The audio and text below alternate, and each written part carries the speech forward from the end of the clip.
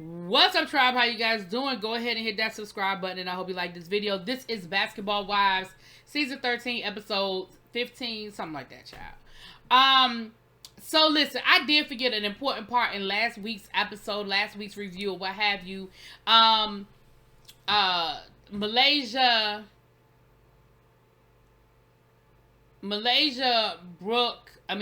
British and Jackie had gone out for drinks or what have you, and they were talking about, the British got to telling Jackie how she be in everybody's business, and Jackie really acted like she was offended by it, and she really felt some kind of way, and so somehow she called Jennifer and asked Jennifer, am I in everybody's business? Am I nosy? Do I bother y'all and get in y'all business? And Jennifer was like, I don't think so, except for when it comes to Malaysia. And before she could really get any deeper into what she was going to say, child, Malaysia done hung, and Jackie was like, well, I'm with Malaysia now. And baby, Malaysia done hung up the phone on Jennifer. So y'all know that's a whole situation.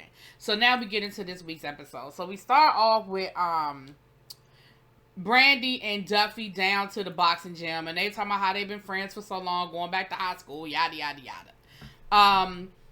Brooke was saying how she's worried about Brandy, I think she's just kind of, she's going through a lot and she's making some rash decisions, blah, blah, blah. And then she starts asking Duffy, well, girl, when you get married? And Duffy was like, well, I know what would surprise most of y'all to know that me and the mom been engaged for 7 years and haven't been married. Child, I ain't surprised. I don't care. She said, I'm just waiting, I'm just nervous. We're not quite there yet. Girl, what you waiting for? It's been 7 years. If y'all been engaged for 7 years, then I guess you've been at least dating for 9 years. If you ain't seen it yet, you ain't going to see it. And if you don't feel it yet, you ain't going to feel it. I don't know what you looking for after 9 years that you ain't already had. Y'all done had a baby together. Y'all live together. Ma'am. So later on in the episode, we see that she fixes him a nice little appetizer plate, because that's what it looked like to me, was a bunch of appetizers.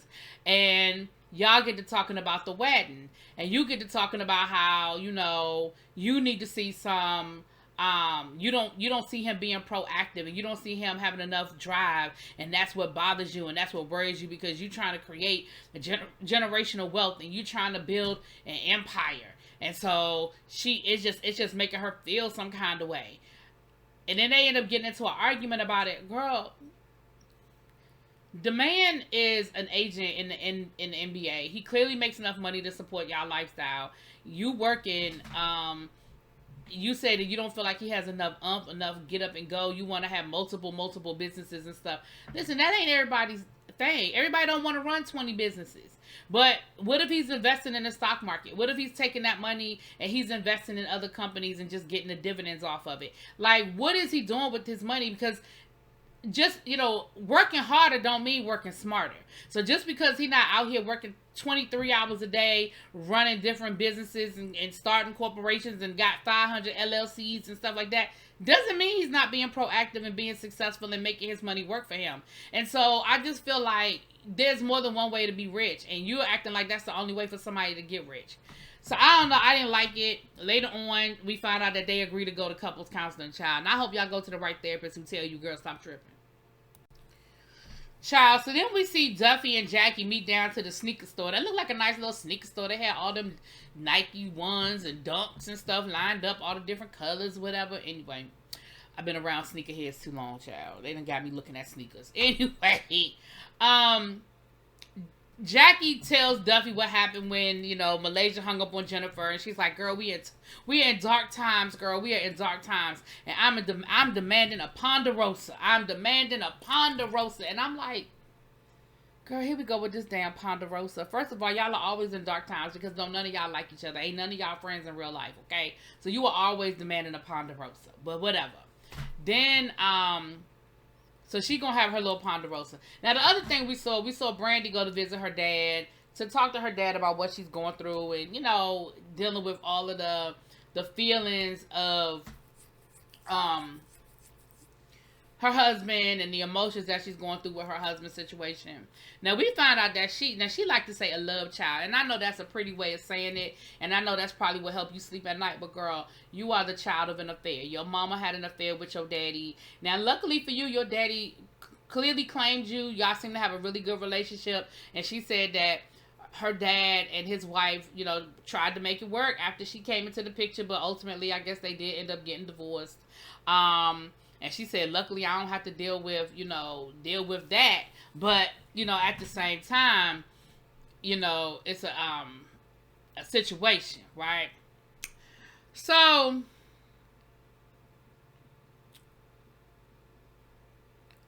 I don't know, child. Anyway, later on, we see Brandy go in to get her tattoo removed. That she got her husband's initials on her finger and then her married name on her chest. So she said at first she was only going in for a consultation, and she took British and Brandy with her. But then she actually started her treatments, and Brandy was feeling some kind of way about that. Brandy was like, "Girl, I thought we were just here for a consultation. Like, are you sure? Like, you started the removal process?" And Brandy says in her confessional that she thinks that Brooke, all these damn bees, that Brooke is just going through the emotions and she's not thinking this through, that she is still very angry. Now, I'm going to be honest with you. I said this in my last review. I can agree and understand where you coming from, that as a friend, you don't want to see your friend make no permanent decision off of temporary emotions. But honestly, to me, if this is what she need to do to process it, if they do decide to get married 5 years from now, hell, she can get the tattoo again. She the one going through the pain and paying the money to get the thing removed. Listen, if she wants to get rid of the tattoo, let the girl get rid of the tattoo. If that is helping her squeeze out whatever she need to squeeze out emotionally, girl, go for it. Now, if 5 years from now they get back together, and they are living, I can't even get it out, living happily ever after, girl, she get another tattoo. I mean, clearly she ain't concerned about making these permanent decisions. Anyway. So, Jackie sits down with British. They go out for drinks. I mean, not Jackie, Jennifer. She sits down with British and they go out for drinks, child. And she proceeds to let British know how pissed off she was that Malaysia hung up on her. Of course, they have to go through the whole history of her and Malaysia not getting along, not being friends, when they fell out when they was overseas, and Malaysia tried to throw the damn table at Jennifer and all these different things. So Jennifer said, well, girl, it ain't my fault that that you lost your house. She said, I got my ear to the streets because I still have real estate in Atlanta. And so I know what's going on. And she lost that house. That house was foreclosed on. Now, this is what I'm going to say right here. I'm going to be honest with y'all, and I'm going to say this.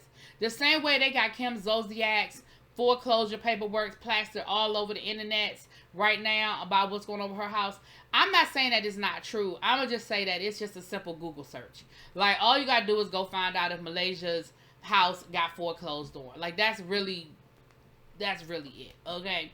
But with that being said,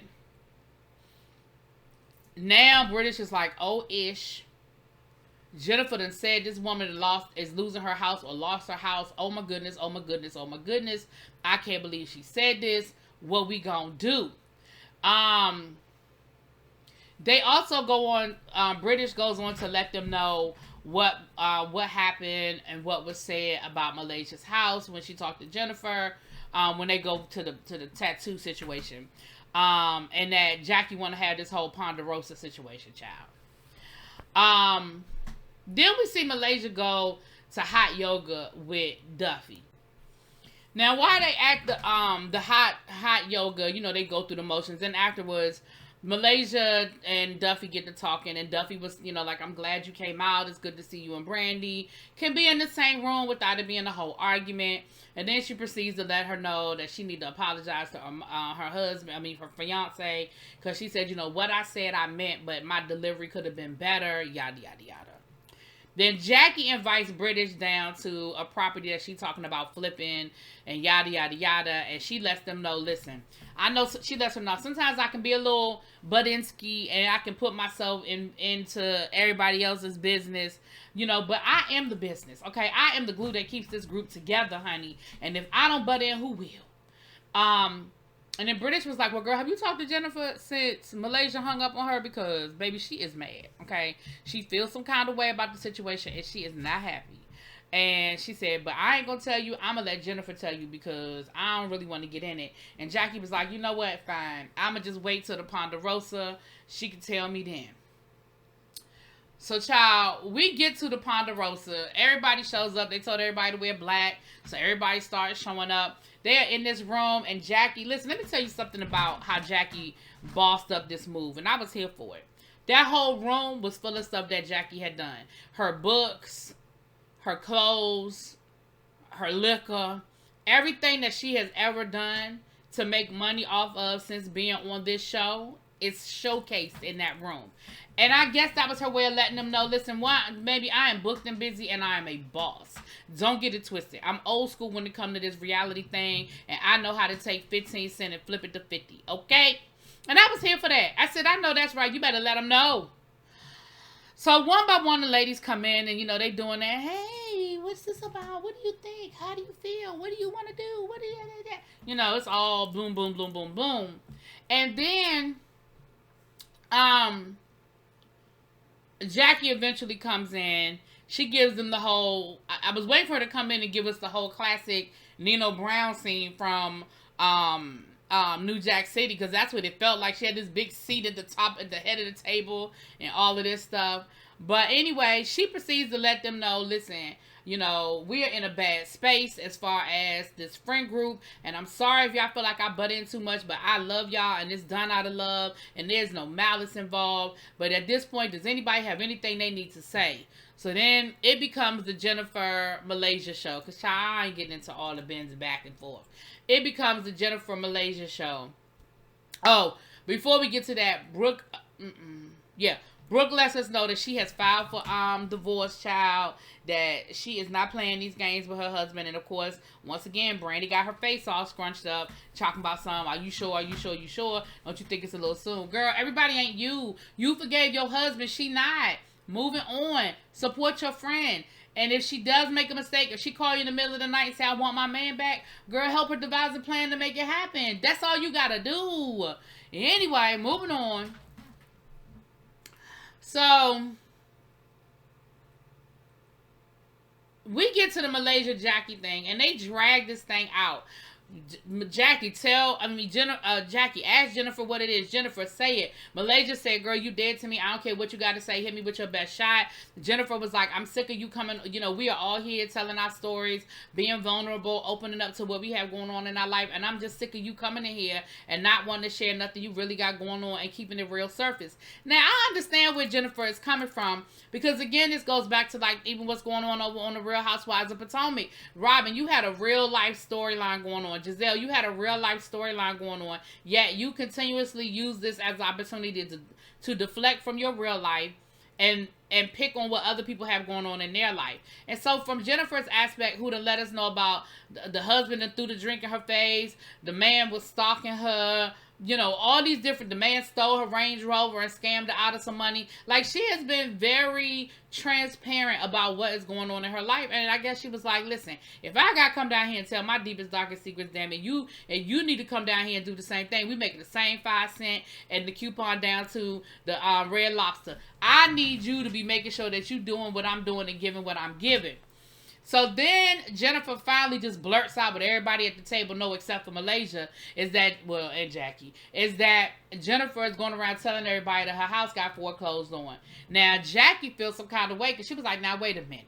We do dirt, and we dig deep, and we throw jabs, but that's just too much. That's a roll too far. You don't put people's business out here like that. And as for Malaysia's sake, baby, Malaysia ain't bat an eyelash. So the way I feel about it is either it's true, and Malaysia ain't trying to give it no heat, or it's fake, and Malaysia is really over it and don't give a fuck what people say about her. Now, me personally, I don't know if I'd have been able to respond the way Malaysia responded, whether it was true or false. Because if it was true, I don't know if I would necessarily be embarrassed, but I would certainly be pissed off at the fact that you felt the need to tell all my business.